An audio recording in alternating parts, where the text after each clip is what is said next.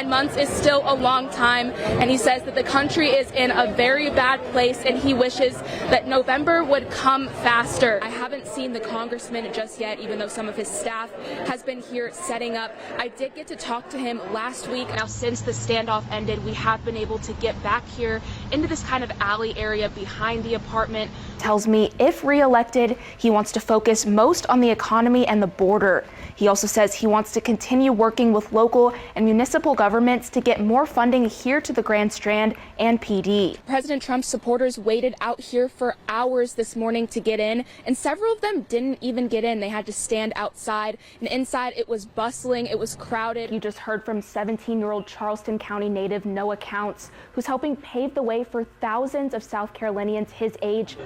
DeSantis also says he wants to be tougher on crime and stop the, quote, indoctrination he says is happening in schools. What is the scene like?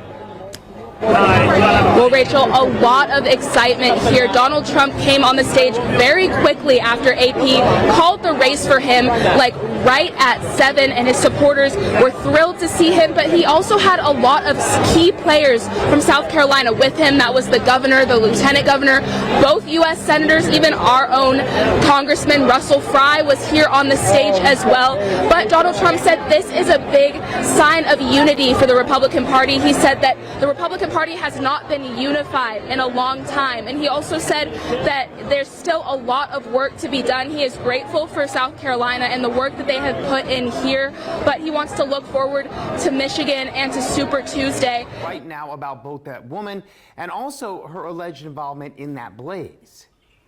Eric, Rachel, the South Carolina Forestry Commission booked 40-year-old Alexandra Bielozzo yesterday, claiming she's to blame for sparking what is now the Carolina forest wildfire. We've learned she faces up to 60 days in prison and a $400 fine if convicted, a sentence one state lawmaker claims is simply not sufficient.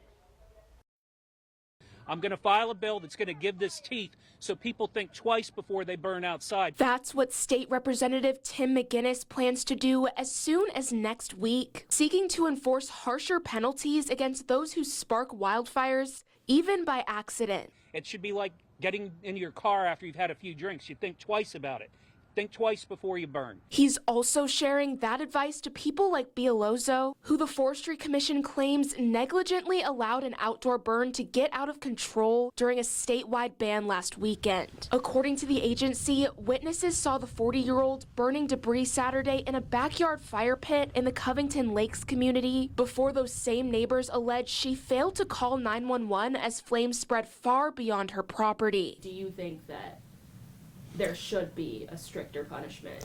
I do. I think that even us having the discussion is going to go a long way. 15th Circuit Solicitor Jimmy Richardson says he doubts Bielozzo's actions were intentional, but he thinks there should sometimes be more accountability for being, quote, careless. The criminal process is very good when a person makes a decision to go out and do a bad act. Where we're not as good, or criminal law is not as good, is when it's over carelessness. That alleged carelessness is also what Representative McGinnis is trying to tackle, emphasizing that a simple lapse in judgment can prove both deadly and costly in the long run. Millions of dollars have been spent to fight this fire that was caused by debris burning. At least that's what the indication is. A records show Bielozzo left jail today on a $10,000 bond, but we're still working to learn exactly when she's due back in court. Reporting live in the control room, Julia Richardson, WNBF News.